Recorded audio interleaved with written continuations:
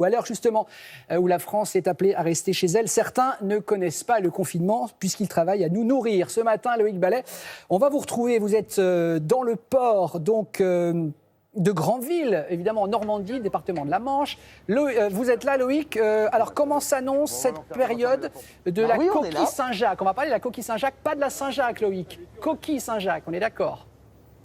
Ah bah non, si vous dites la Saint-Jacques, on parle de la vulgaire pétongle qui vient d'Amérique du Sud. Là, non, là, on est sur la coquille Saint-Jacques et celle de Normandie. Alors, voilà, si vous voulez, en fait, Damien, pourquoi nous sommes ici? C'est parce que, effectivement, durant la première crise, la première vague, le premier confinement, en fait, on le sait, les marins-pêcheurs, tout s'est arrêté. Les rayons de poissonnerie ont fermé. Et là, en fait, si vous voulez, pour cette deuxième vague, eh ben, on a voulu venir les soutenir. Et l'idée, dans tout ça, c'est aussi de se dire que ça y est, vos poissonniers sont encore ouverts dans les quartiers ou dans vos villes, et ben justement allez les voir parce que c'est la période de la Saint-Jacques, de la coquille Saint-Jacques. Il y a un événement qui s'appelle la Grande Débarque. L'idée c'est de saisonnaliser, de dire que ça y est, la coquille est arrivée et qu'il faut en profiter. Regardez comme elle est belle. Elle est belle cette coquille Saint-Jacques. Elle est très belle, très belle. Dites donc, il y a un beau soleil du côté de Granville.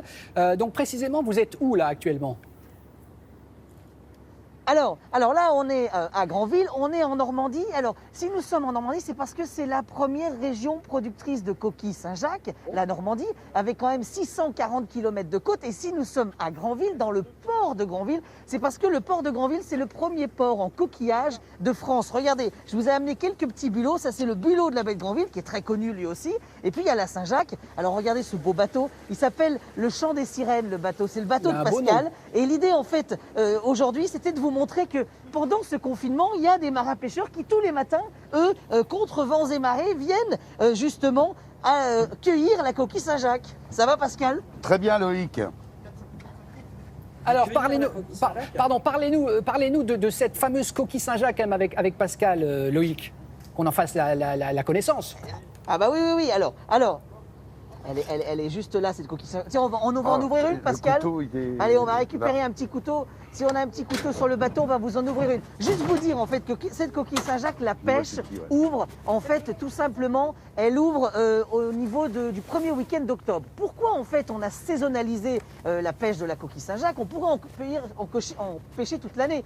C'est pas le but. Le but, c'est de respecter le gisement, c'est-à-dire de laisser un peu de temps à cette coquille Saint-Jacques. Et c'est un vrai choix des pêcheurs normands et des pêcheurs français de se dire que pendant un moment, on va laisser la coquille Saint-Jacques se reproduire, c'est ça, et grossir. Tout à fait. Donc il y a un repos biologique du 15 mai au 1er octobre pour qu'elle se reproduise.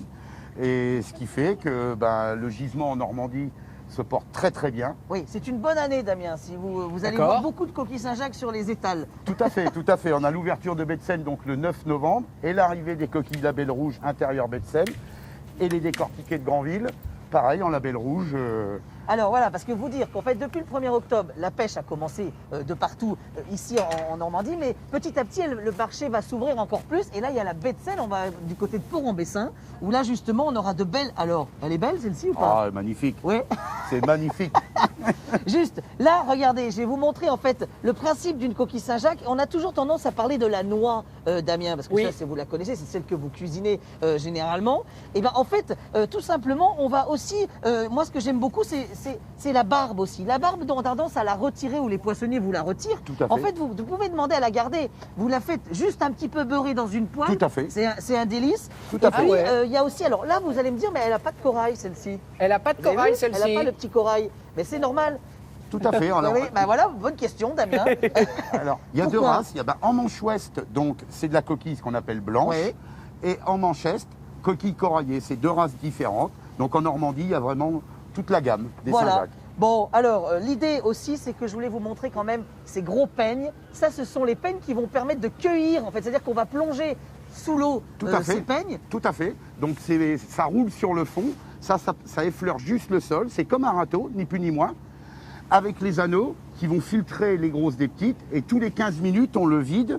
Et on fait le tri, le bûchage, la taille, et voilà. Je peux vous dire que moi, je suis parti il y a un an pendant 12 heures avec Pascal. Oui, c'est extrêmement physique parce qu'en fait, on n'arrête pas une minute, en fait. Hein. Du tout. Le temps est compté quand on sort. Le temps est compté, il y a des heures de pêche en plus bien précises, donc oui, le temps est compté. C'est pour ça qu'on vous voyait un peu speed quand même. Voilà, faut que ce soit speed. Bon, ben voilà, Damien. Loïc, je vous ramène une petite bourriche. Oui, mais bien sûr. Demandez à Pascal, le pêcheur, les qualités pour être un bon pêcheur. Est-ce qu'il peut vous embarquer sur son bateau, par exemple? Ouais. Ah bah, est-ce que je peux venir avec vous dans le bateau? Mais oui. Voilà. Damien demande si j'ai le Les pied marin. qualités, c'est quoi? Très marin, parce que la fois qu'il est venu, il faisait pas beau. Ouais. La Nous avons- qualité d'un bon pêcheur.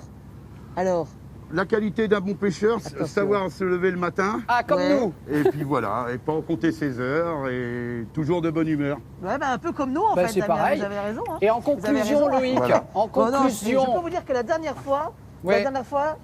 oui. non, je veux dire la meilleure recette pour la coquille Saint-Jacques, là, pour terminer, pour nos téléspectateurs qui vont peut-être avoir envie de la cuisiner.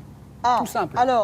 Alors la meilleure recette, vous voulez que je vous dise, on va la faire en live. C'est juste comme ça, en cru. Parce qu'en fait, on a tendance à se dire que quand la coquille Saint-Jacques, elle est fraîche, on a toujours tendance à la poêler. Mais en fait, on peut la poêler, ça c'est très bien. La snacker. Mais ce que moi j'adore, c'est la manger comme ça. C'est-à-dire que regardez, on la mange crue comme ça.